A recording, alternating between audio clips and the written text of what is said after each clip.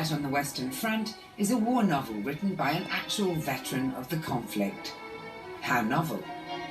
Its author, Erich Maria Remarque, was drafted into the German Imperial Army at the age of 18 and fought for the Central Powers as they faced off against the Allied powers on the Western Front.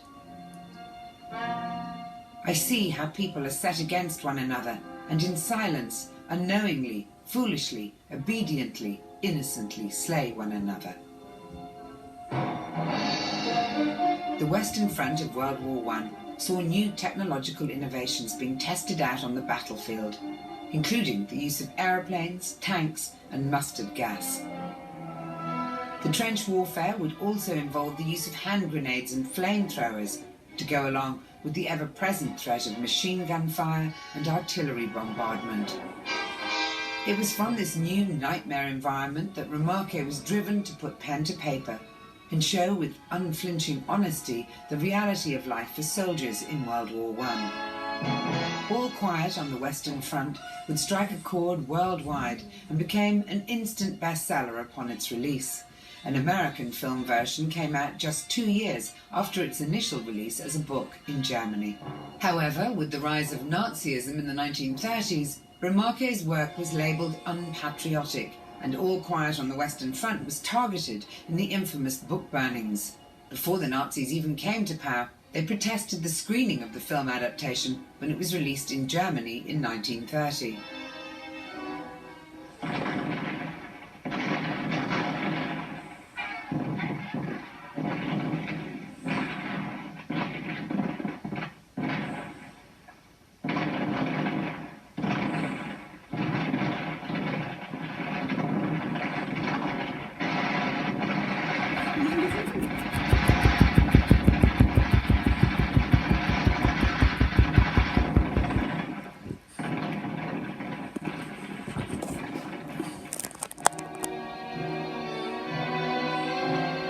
Just like Erich Maria Remarque, Ernest Hemingway had served in World War I, and he'd been seriously wounded in his work as an ambulance driver for the Red Cross.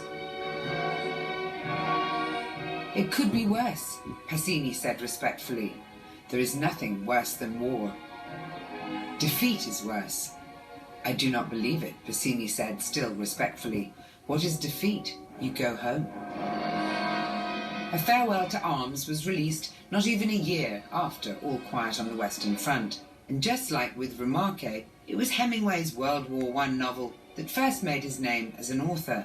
But Hemingway had been fighting on the opposite side of the war, serving as part of the Italian campaign, and his real-life experiences of being seriously wounded and falling in love with the nurse who took care of him formed the basis of the story. A film version was released very soon after publication, starring Helen Hayes and Gary Cooper. I've got to go and find her, myself. Now, can you? I'm going to Milan. I'll find her. But aren't all leaves of absence forbidden since that battle in the north began? I'm going anyway. Well, that's desertion. I don't care. I'm going. You'll be caught. Oh, you mustn't do this, Federico. Yes, I must. That's what I wanted to tell you, Padre. What does this war mean to me anymore? What does anything mean but finding her? But, Federico, consider the... I can depend on you, Padre. Say goodbye to Rinaldi and the others for me. When are you leaving? Now, while we're at dinner. And by morning, when they miss me, I'll be halfway to Milan. If they ask me what you say, Anything you like. Goodbye, Padre. Goodbye, Federico. May the Lord bless and preserve you.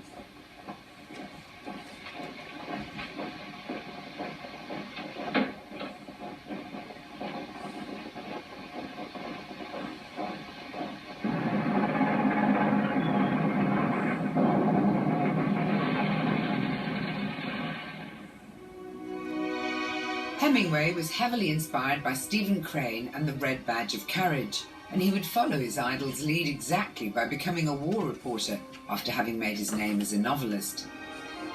He would cover the ongoing Spanish Civil War, and his time there would provide the basis for another of his most celebrated works, For Whom the Bell Tolls. The world is a fine place and worth fighting for, and I hate very much to leave it. Once again, Gary Cooper would star in the film version of a Hemingway work when he appeared opposite Ingrid Bergman in the 1943 adaptation.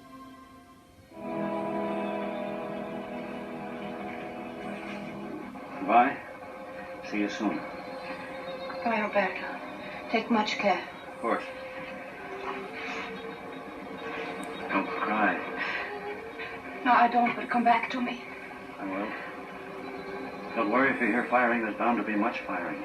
Only come back quickly. Bye, Maria. Salute, Roberto.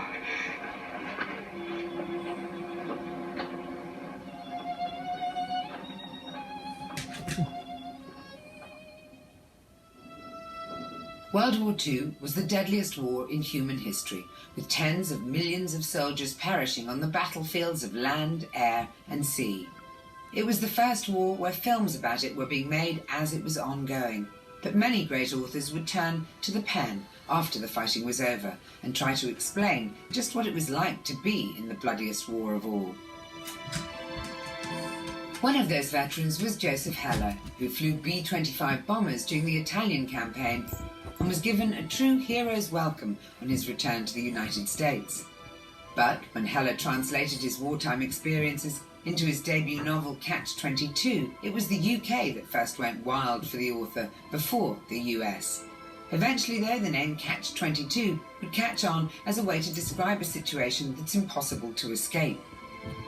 The novel's anti-war sentiments, with its satirical and absurdist tone, would prove popular when it was released in 1961.